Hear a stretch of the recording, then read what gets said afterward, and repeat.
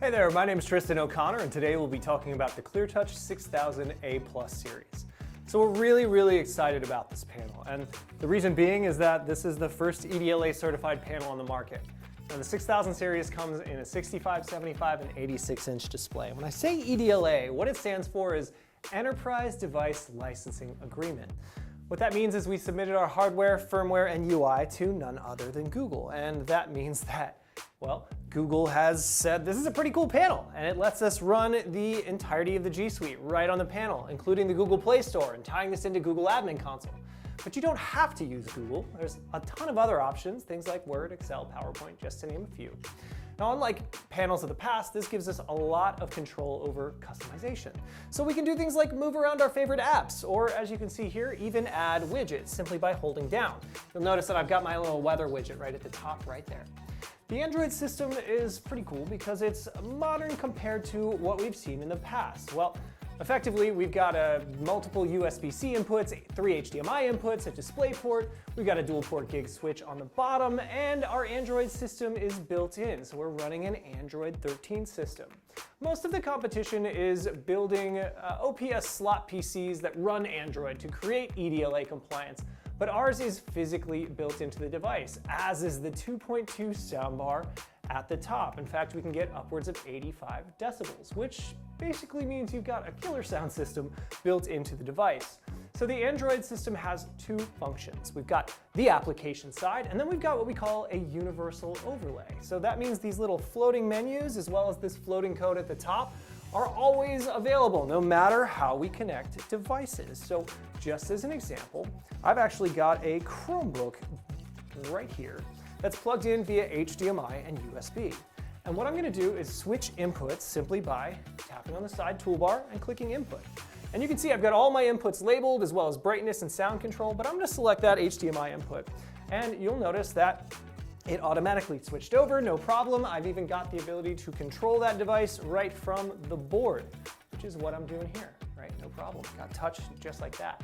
Now, not every device has an HDMI input. In fact, that's kind of an older way to do it. So we also have up to 2 different USB-C inputs. And unlike our competitors, we thought about this long and hard and decided that we were going to provide not only a USB-C cable right in the box, but it's going to provide 100 amps worth of power. And you'll notice that just by plugging in my device, I can automatically switch to that input, fully calibrate. I'm going to get audio and obviously touch for just about any device you can think of that's USB-C data capable, but I'm getting full charges on that device. So I don't have to worry about another outlet for my computer.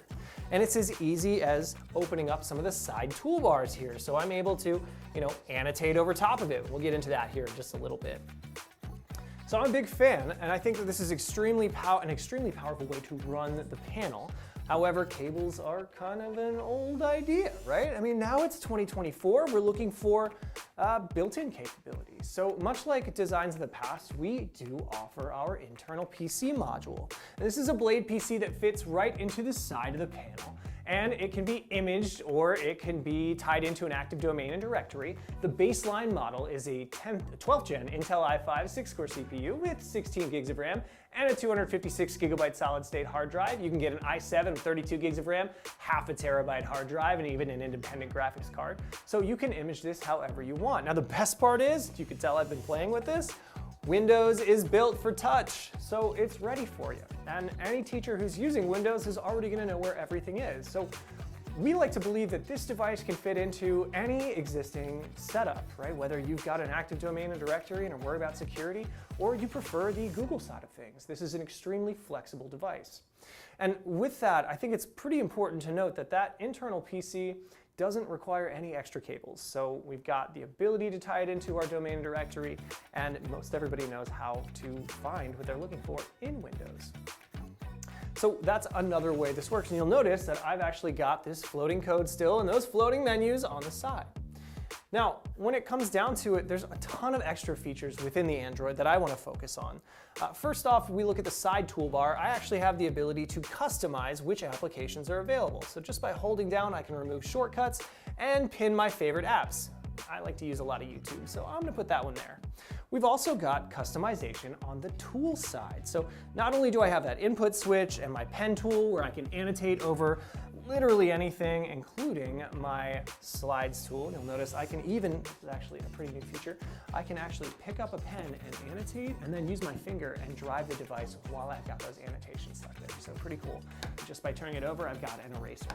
Now otherwise, if I wanted to use my side toolbar and just open this up with my fingers, I can absolutely do that as well. Flatten my hand and erase and even change the color of the pen just by tapping on the pen tool right down here. You can even share that information via QR code or save it to Google Drive or Microsoft OneDrive. There's a couple of other features that are worth mentioning within our tool set here. So namely, when I look at my full screen here, you'll see that I've got a really important one, which we call picture-in-picture. What this allows me to do is run two separate inputs simultaneously. So you'll notice I've got my PC selected and I have touch in both of these spaces. So I can run maybe a Google slide presentation while I'm running a really powerful CAD drawing software. Or maybe I just wanted to use my favorite PDF writer that lives in Windows. I can always switch back and forth between those inputs, and keep in mind I can also change the size. So I'm not limited to a giant screen. I can just use the smaller one and have two things going at once. So it's pretty straightforward and simple what this Android is capable of. In fact, on the Android alone, we can do things like run two applications simultaneously. So for example, I can hold down on an app and then select where I want to split this screen. And I can run two different applications on the board simultaneously, potentially even making one larger than the other. Now, if I'm a teacher, obviously it's pretty cool, but I don't want to have to rebuild that. So if I jump back home, maybe I open Google Classroom, for example, but you know what, I need to bring up that setup again. Well, I can actually scroll over and pull it right back up. So it's going to allow you to keep those things open if you so choose. So the Android system has become extremely powerful. We can do tons of different things, even use the USB-C or HDMI out and connect into a second panel. Now with that USB-C, we can have two side-by-side touch panels. And with that HDMI out, we can go into a larger display if we wanted to. So we're big fans of how multifaceted this device is. And one of the ways that we thought about that actually comes back to that 2.2 soundbar at the top, because we created an audio amplification system to go with it. So built into this 2.2 soundbar is actually a receiver on the side that I can add, and using these microphones, I can actually speak right through the panel. All I have to do is turn them on and hold them near the receiver and speak through the 2.2 soundbar. So I could play a YouTube video on the back end and actually have a student asking questions while I, as a teacher, maybe wore the device around my neck, or even as a lapel, because it's just two of these. Now they get about 5 hours of battery life. I'm pretty excited about these as well, simply because there's a ton of science that backs audio amplification in learning spaces. Students retain better and understand better, so therefore they learn better. So we're actually big fans of that. Now, I want to focus a little bit more on the software side of this, because as you know, when it comes to a clear touch panel, there's a lot of differentials. Now, most of the competition is starting to roll out different EDLA capabilities, so we have to look at a few of the key differentials.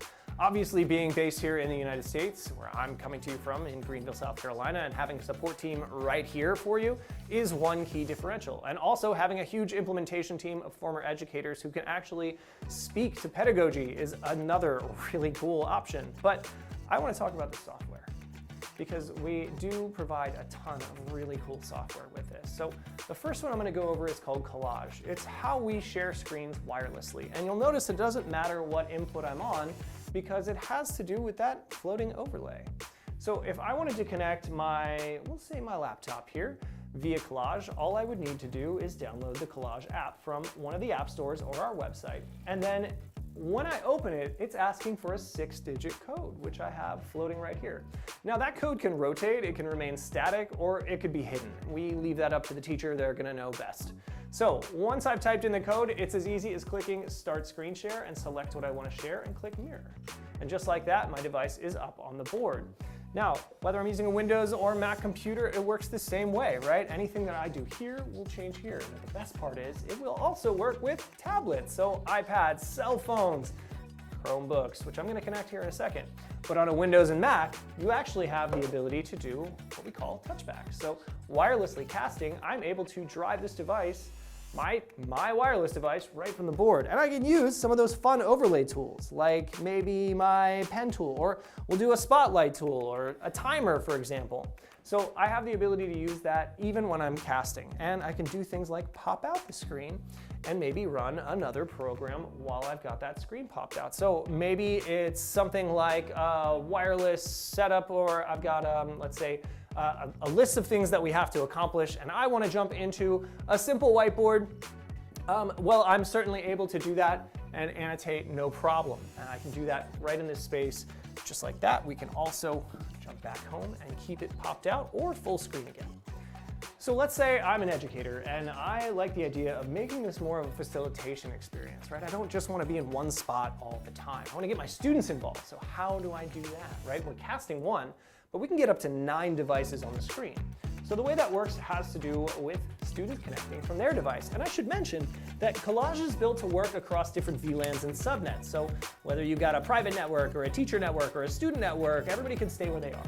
What I'm going to do is type in the 6-digit code at the top of the screen, and I'm connected. So I'm going to click Start Screen Sharing, select what I want to share, and click Share. And what we're going to see on the board is a reflection of my teacher device, which is asking if I want to allow X device to connect or I can deny it. And I also have that at the front of the room. So whether I'm facilitating or sitting at my desk, or I'm standing at the front of the room at the board, I have the ability to allow or deny someone from sharing. And you'll notice that I now have 2 different operating systems up on the board. I can do things like maximize and minimize, and keep in mind I still have touchback capability on my Mac or Windows computer. I don't have that on Chromebooks, so just something to keep in mind. Now, what makes this easy is that when I close out of these, I actually have both devices still connected. So if I go into the settings here, I can see both devices are still connected, which means that even if that code rotates every 10, 20, 30, 60 minutes, students and teachers don't have to type in the code over and over again. I also have the ability to turn on non-client mirroring, like AirPlay, Miracast, and Chromecast, if I have someone who's maybe a guest speaker who's doing a presentation today and doesn't want to download the app for one day. We even built in a webcast capability. So without downloading anything, you are able to, on a computer, sign in and type in the code. So it's a website they go to, they type in the code, and they can wirelessly cast. Now there's some limitations. This isn't going to answer every screen sharing solution in the world because it's not built for cross-network discussions. It's more of on that local network with different VLANs and subnets set up. There's a couple of other features that are really important though. Things like screen copy, or rather screen group is what we've just recently changed the name to. This allows me to take whatever's on one screen and cast up to 6 other screens. So think in a large assembly hall. I've got something on this screen that I want to share with everyone, but the kids in the back probably won't be able to see it. So from the stage, I can wirelessly cast to up to 6 other devices. And the best part is, when I turn those devices off, maybe I rolled them in with a cart, right? When I turn those devices off, they stay in the group, so I don't have to rebuild that every time. Speaking of carts, we do offer quite a few. And our most popular, hands down, is the one that you see on the left, which is our V4 stand. The V4 stand gives us about 28 inches of vertical play. So it effectively gives us the ability to make this accessible for younger kids or shorter kids, as well as maybe even the tallest students or teachers. The V4 is electronically motorized. It has built-in collision sensors, so no fingers or furniture can get hurt or damaged. Not to mention, the actual base of them is a C-shaped base. So we do that for a specific purpose. Most of the competition uses an H or a V-shaped stand, and we found that to be more of a tripping hazard. Plus they jut out about 1.5 feet. So ours are actually going to only come out by about 8 inches. They're going to take up far less floor space, so they're less likely to be tripped on, but they're also ADA compliant. So it's a lot easier for someone who might utilize a wheelchair to reach the entirety of the panel. And there you see our 7000 series, which goes into a tabletop or a drafting table, one of the other popular options that we make. And that is a great example of another one of our stands. Now, if you're looking for just a different option, we do offer the M1 stand, the ADJ M1. This is a manual adjustable stand, and as you can see, I'm doing my best work to raise and lower this. All of our stands are UL certified, obviously ADA compliant as well, so really, really handy, easy to use, lightweight stand that can handle even the largest of panels, including the 86-inch.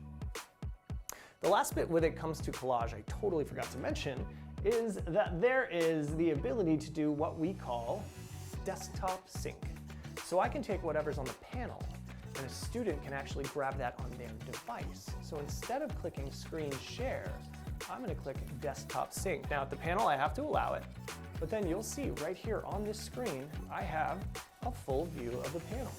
And it doesn't matter what I'm doing. I'm able to easily annotate and let everyone see what's going on here. Just as an example, we can even switch inputs. So we're able to jump to another input completely. Hey, now they can see the PC module right from the screen. And you can see my horrendous artwork showing on my laptop right there. So Collage is multifaceted and simple and works across different VLANs and subnets, and again, up to 9 devices on screen at a time. Pretty cool stuff. The next thing I want to talk about is actually our ability to manage panels from a distance. So the Command application. Command is an Android application built into every single panel we make. And it allows for a wireless management of all our devices. And it doesn't matter if you're using the internal PC or not, you have the ability to do quite a few different things. There's about 2 sides to Command. There's the IT backend side and then the communication side. So the way this works is when a panel is installed, we provide what's called a JSON file. And that JSON file allows you to essentially auto-enroll your panel into Command. So I'm going to start screen sharing real quick and show you what I mean. This is Command. We've got a dashboard and we can check all our devices. Now, upon installing your device and using that JSON file, you also have the ability to create tags. And tags can allow you to auto-allocate into different groups. So you can automatically enroll your panels and tie these into different groups, which make things pretty simple in terms of management and organization. Now, we can also get pretty granular and look at individual devices. So if I go down and look at my panel here, I've got the ability to add more tags. I can take control of the screen. I can get a live view, and this one updates every 10 seconds. I've got the model number and serial number, so if ever I had to call ClearTouch support here in Greenville, they do keep West Coast hours, so don't worry about that. But if ever you have to call them and you're not on campus, you don't have to drive out to that device. You can actually take control of the screen, and you can also see the model number and serial number, which allows them to walk up to a panel that's like that one and troubleshoot with you. Now, we've also got the ability to update our Android system, and we've got our asset tracking map, which can be turned off. I can enable the remote or disable the device button. I can disable input switching. So if I want to lock them into the Windows PC or I want to lock them into Android, I can do that too. You can control the experience. Now, you'll notice that I even have the ability to send commands, and I can do this to individual panels, or I can do this to groups of panels. So if I wanted to schedule all of my panels to power on at 7 a.m. every morning, Monday through Friday, I can do that. I can also power them off multiple times throughout the evening so they don't get left on, for example.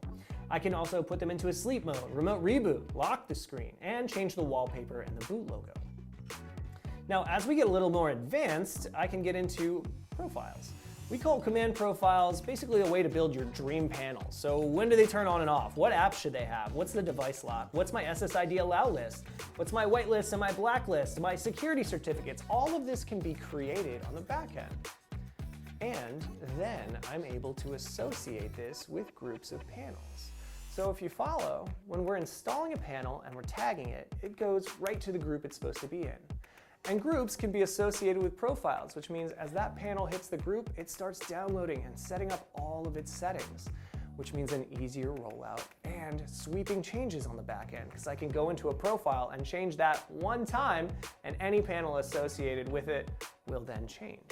It's important to note that you can put an individual panel into multiple groups as well, so you are not limited there. There's a couple of other things that we're really proud of in this. Very simple things, but things like switching inputs wirelessly. So if a teacher gets stuck on Android and wants to get back to Windows, a tech doesn't have to drive halfway across the city just to do that for them. You can do all your firmware updates wirelessly as well, and there's even records of everything that's been done and by who. You can get into even building out and mirroring your own hierarchy, so you can add different users with different roles who have access to specific groups of panels and specific commands like powering on and powering off. Now, you may not want, say, a principal doing any of your firmware updates, but you might want them to use this next part. At the top here, when we get into sending commands, we have the ability to communicate with our panels here as well. So I can do things like send text messages. And I can also rely on that to show up no matter what input I'm on. So this is part of our universal Android overlay. What it does is it's going to live on top of the screen, whether I'm on a PC or an external device, or I'm living in Android. And in this case, even casting, it's showing up top. And you'll see in the top right, there's actually a little X, we call that operational rights, which allows you to close that down. Now, I'm also able to, keep in mind I'm doing this all on my laptop, but I'm also able to send pre-recorded videos or images. I can send web pages and even decode live streams. For example, I've got a NASA live stream that I like to do here. I can send that out. So think morning announcements, right? This is an option for you, right? The ability to have morning announcements hosted locally, or maybe the superintendent to address every student in class. This is now at the tip of your fingers, and it decodes RTMP, RTSP, or HTTP live streams. I'm a huge fan of this, including the alert system that you see at the top here. So this allows me to send emergency alerts. Instead of menu sifting, I can choose my group of devices. It's possible to execute this with power on, and I can even add noise or sound to the image or video that I send. So what's really cool about this is we've actually paired with quite a few different security systems. To name a few, Single Wire's Informacast system, as well as the Syntegic system. So if a trigger is sent in case of emergency, instead of someone signing in, content shows right up on the board. So that way we take the human element of what's my password out of an emergency situation, right? It's very, very simple, but this really opens the door to unlocking a whole new level of communication within schools in case of emergency. The last bit of software that I want to focus on today is also cloud-based, and we call this Chorus. Now, if you're aware of ClearTouch, you probably know about Snowflake, and we've rebranded to say the least. But we've moved a ton of our content online. So what we've got here is thousands upon thousands of interactive lesson activities that correspond with state and national standards as well. And what's really cool about that, you can search the whole community through age group, subject, standard, activity type, language, and even our content team, the NUITech content team, who builds interactive lesson activities and fully developed lesson plans to a very strict rubric to crosswalk state and national standards. Now this program is available and it's single sign-in on ClassLink, Clever, Google, Microsoft. There's even a Canvas integration. But what's really cool about it is students and teachers alike can access it from anywhere. And it's all in a browser, so it doesn't matter what device your students or teachers use, they can still interact with this. It's also touch-friendly. Now, I can always pull up a lesson activity, but I'm going to go to my private lesson activities. This is where teachers can pull in any activity they find in the entire community and keep it private and even edit it. In this case, I've got multiplication as scaling, and this is going to be an interactive lesson activity I can run at the front of the room, on the Android side of the panel, or on the Windows side. I can send it to my students, and I even have tons of content that comes with it. A YouTube video to explain it, a lesson plan, a worksheet that goes with it, a follow-up activity, a link to the instructional video, and a lesson plan PDF, because every single thing in the cloud is editable. Every teacher has access to this content and can make it their own, very simply. You'll notice that just as an example, this lesson plan has the objective and prior knowledge, what standard it reaches, new information we hope they glean, how to play this in whole group instruction as well as independent practice, plus how to differentiate, or at least suggestions on how to do so. We've even got that worksheet and content vocabulary as well as the follow-up activity. All of this is available and editable anywhere, anytime. Teachers can not only edit, but they can also create from scratch. So there are polls and lesson activity templates. You're essentially able to create from 18 of our different lesson activity templates, 9 of which are gradable. These can then be sent to students as well. So as an example, I can send out a lesson activity that I might have worked on the last couple of weeks, or maybe I worked on it just yesterday, and I want to send that content out to my students. I'm going to find a good one here. We're learning about the solar system. I can send this to students, and if I've uploaded my students via ClassLink, Google Classroom with 2 clicks, or even just the CSV file, it's as easy as setting a grading assessment, and then I can differentiate and send it to students. Now, all of this is well and good, but the idea of creating content can be a little bit overwhelming for teachers in general. And that's why we added in our AI lesson activity creator, and this is pretty incredible. So what we're able to do from this space is effectively create custom content in minutes. Whether I wanted to create a lesson activity based on a topic, or maybe I want to choose from a list of standards, I can even pull in a YouTube video and create a quiz.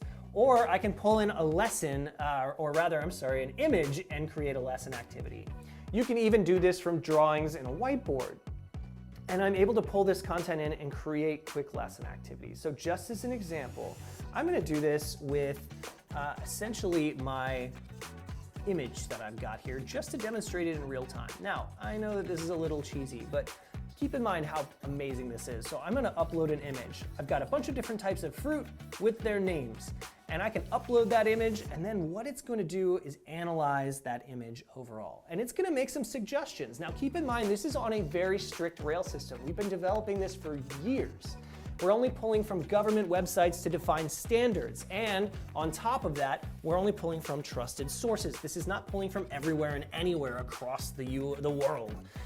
As you can see, this is gonna tell me what this looks like, and then it's gonna make some suggestions. So it says the image features a variety of fruits with their corresponding names, which can be used to teach vocabulary related to fruits.